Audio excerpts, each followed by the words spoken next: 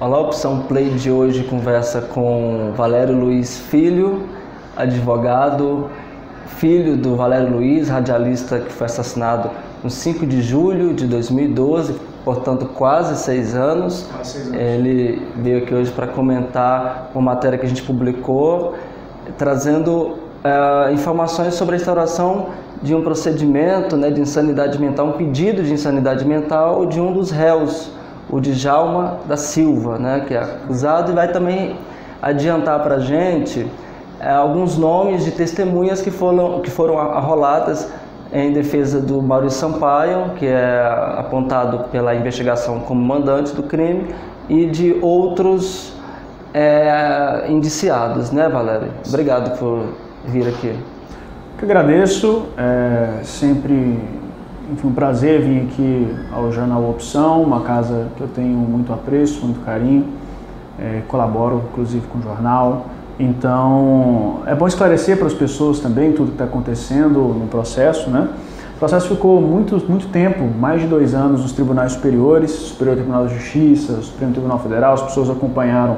algumas idas e vindas aí, mas agora está no que a gente chama de procedimento de preparação para o júri popular, onde tanto os advogados de defesa quanto o Ministério Público e eu, que sou assistente de acusação, mostramos para o juiz o que a gente quer que seja feito para preparar, para a gente apresentar nossas teses para os jurados e arrolar nossas testemunhas também. E é dentro desse contexto que a defesa do Djalma Gomes da Silva, que dentro do homicídio é acusado de ser um dos organizadores, Ele teria conseguido a arma do crime, ele teria apresentado o Urbano para o Marcos Vinícius, enfim, ajudado na autoria intelectual. Depois do crime, ele voltou no açougue do Marcos, recolheu a arma, deu um sumiço na arma. Então, teve uma participação ativa, realmente, com os outros acusados, para organizar o homicídio. Qual é a estratégia da defesa pedindo a instauração desse procedimento de insanidade mental? Olha, a estratégia de todos eles sempre foi negar a autoria, negativo de autoria. Porque existem crimes em que é possível a pessoa assumir a autoria e ser inocentada. Que é em casos, por exemplo, de legítima defesa, em casos em que os jurados conseguem ver que a pessoa não tinha outra opção a não ser agir daquela forma. Não é o caso do meu pai. No caso do meu pai, não tem justificativa para o que foi feito. Foi realmente um crime de emboscada, um crime covarde, um crime por um motivo fútil, então não tem outra saída para eles a não ser negar a autoria. Então todos negam, menos o Marcos Vinícius, que já é um réu confesso, ele confessou na delegacia e confessou na frente do juiz também, com tudo gravado, com a presença do seu advogado. Mas agora, como o da Silva apresentou esse incidente de insanidade, por mais que a defesa diga que não, por mais que ele diga que não, é claro que isso muda um pouco a estratégia de defesa dele. Ele vai tentar alegar o que a gente chama no direito penal de inimputabilidade, que é o quê? Dizer que a pena não pode se aplicar para ele porque ele, de certa forma, no momento do crime não tinha discernimento do que estava fazendo, não tinha discernimento da ilicitude do que estava fazendo e, nesse caso, constitui uma espécie de confissão. Quando você muda a sua estratégia de defesa para a estratégia de inimputabilidade, ao invés de dizer que você não cometeu o crime, você está dizendo que cometeu, mas a sua capacidade de discernimento estava reduzida. Mas quem vai julgar isso vai ser o júri. Quem vai analisar tudo isso serão os jurados. Ele está instaurando esse incidente agora, vai marcar uma data com a junta médica do Tribunal de Justiça para avaliar o da Silva, vão emitir laudos, e isso vai ser juntado no processo e tudo isso vai ser levado para os jurados. Agora, que o PM da Silva tem problemas psicológicos, isso é claro, isso ele tem mesmo, está lá nos laudos. Agora, é muito diferente de eles conseguirem provar de que isso tem o que eles têm que provar? Que reflexo isso precisa ter para o crime?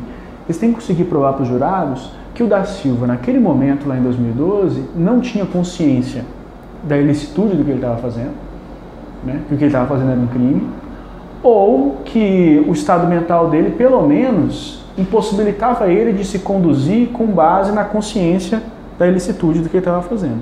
É como se fosse assim, olha, ou ele não sabia que era errado, ou ele sabia que era errado, mas não conseguia agir conforme essa consciência dele. Então, e nesse caso específico é muito complicado eles alegarem isso, porque o crime não foi um surto psicótico, né? A participação dele não foi de uma explosão, de alguma coisa desse tipo. Foi de uma participação realmente orquestrada, né? De preparação, de conseguir arma, de articular acusados, de criar álibi, porque no dia do crime ele saiu de Goiânia, né, para poder ligar no celular dele e a ligação dele dar em outro lugar, para ele poder depois dizer que não poderia ter participado porque não estava na cidade. Então até esse cuidado ele teve. O que o Marcos Vinícius fala sobre então essa série de circunstâncias do crime mostram, é muito complicado eles alegarem que não tinha consciência do que estava fazendo, da ilicitude naquele momento. O Marcos Vinícius, por exemplo, o que ele conta a respeito da participação do Da Silva? O Marcos Vinícius já conhecia o Da Silva de mais tempo, eles se conheceram porque jogavam bola juntos, lá na região ali do Parque Amazônia, e posteriormente se estabeleceu entre eles uma relação de informante, né? O Marcos Vinícius era de fato informante do Da Silva. Para quem não sabe, isso acontece na polícia às vezes. Existem pessoas que estão mais ou menos envolvidas no crime em alguma região e passam informações para os policiais sobre outras pessoas que estão envolvidas em crime naquela região também. Era isso que o Marcos Vinícius fazia. Então ele tinha essa relação de informante com o Da Silva.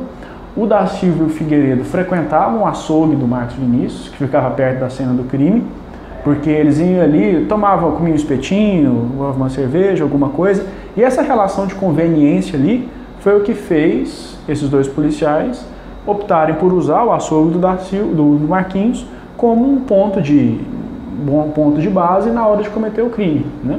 Então foi lá que eles deixaram a arma, foi lá que eles pegaram a moto do pai do Marquinho, então usaram um aparato dele ali para poder ir até a cena do crime com maior facilidade e poder, enfim, se desfazer dos equipamentos que foram usados no crime com maior rapidez, com maior facilidade também. Então o Marquinhos, ele, no depoimento dele, tanto na delegacia quanto na justiça, ele esclareceu como é que tudo isso aconteceu.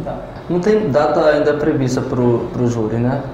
Ainda não tem data, porque vai se marcar a data assim que terminar os exames no Djalma Gomes da Silva. A Junta Médica do Tribunal de Justiça de Goiás vai marcar uma data, vai fazer os exames, vai emitir os laudos, e a partir daí o juiz já pode marcar uma data, até mesmo porque as testemunhas todas já foram arroladas também, tanto por parte da acusação. Você vai comentar agora pra gente alguns nomes, né, que foram arrolados, que são curiosas. Alguns nomes porque no decorrer desses anos, muitas pessoas se esforçaram muito para não ter seus nomes relacionados, né, com o fato, com as circunstâncias que aconteceram naquele momento lá em 5 de julho de 2012, mas os acusados acabaram trazendo essas pessoas de novo, né, como testemunhas de defesa. Então, realmente, a defesa do Maurício Sampaio está usando em larga escala as pessoas ligadas ao Atlético, né? Os advogados, as testemunhas de defesa do Maurício são o Marcos Egídio, que é advogado do Atlético, o Adson Batista, que é diretor de futebol do Atlético e, se eu não me engano, é vice-presidente atualmente. Arrolou também Charles Pereira, que foi um jornalista que trabalhava com meu pai na PUC TV, trabalhava na 730, e foi, de certa forma, pressionado e obrigado pelo Maurício Sampaio a sair da PUC TV por causa do desentendimento do meu pai com o Maurício, né? Então foi arrolado também. E o coronel Wellington Urzeda foi arrolado também como testemunha de defesa do Maurício Sampaio, ele que na época era da diretoria do Atlético e era superior hierárquico imediato de dois dos réus, né, que é o Da Silva e o Figueiredo. Dois policiais. Os dois policiais. Certo. E o que você acredita qual vai ser a justificativa, senhor Urzeda, ao ser arrolado? O que ele pode trazer para a defesa? Olha, o que ele pode trazer para a defesa do Maurício Sampaio eu realmente não sei. Mas agora, eu sei o que ele vai ser questionado, né? O que o Ministério Público e eu vamos questioná-lo, porque é uma situação muito complicada a dele naquele momento, né? Porque era realmente superior hierárquico dos policiais, era amigo do Maurício Sampaio, era da diretoria do Atlético e ainda tem relações com o clube, né? Porque aparecem em fotos, em reuniões, enfim. E então tudo isso com certeza vai ser questionado se ele realmente chegar a depor em plenário. Certo. Tem um apresentador de TV também que foi rolado como testemunha, né? Foi. Figueiredo. Um dos álibis do Figueiredo é que no momento do crime ele estaria na casa do Joel da Atena, né, que é um apresentador de televisão, e tanto Figueiredo quanto da Silva eram seguranças contratados do Joel da Atena, né? Eles faziam segurança para o Maurício Sampaio também, majoritariamente em dias de jogos do Atlético, mas também faziam segurança para o Joel. Então, nós temos uma série de elementos para poder mostrar que esse álibi do Figueiredo é um álibi não verdadeiro, que na verdade ele não estava na casa do Joel da Atena no dia do crime.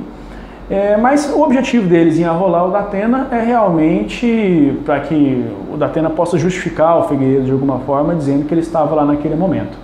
Mas ele fazendo isso, a gente vai pegar todos os elementos técnicos dos autos para confrontá-lo com isso, e confrontar inclusive a relação de amizade que ele tem, né, com o Figueiredo, com o da Silva, que já está demonstrado nos autos também. A gente conseguiu mostrar que eles nunca pararam contato durante esse tempo, inclusive saíam para pescar juntos. Ele nos levava às vezes no programa de televisão que ele tinha lá, Coração de Pescador, então tem fotos deles pescando, tudo. Então tudo isso é uma questão, essa relação de proximidade é algo que tem que ser levado para os jurados também. Certo. Obrigado pelos esclarecimentos, por trazer informações exclusivas aqui para o Opção Play. Volte sempre, viu? Muito obrigado. Obrigado pelo espaço. É importante ir acompanhando para o passo esse processo a partir de agora, para que a gente finalmente chegue no julgamento, para que a justiça seja feita, para que todas as provas sejam apresentadas de forma técnica e a gente chegue no fim dessa história.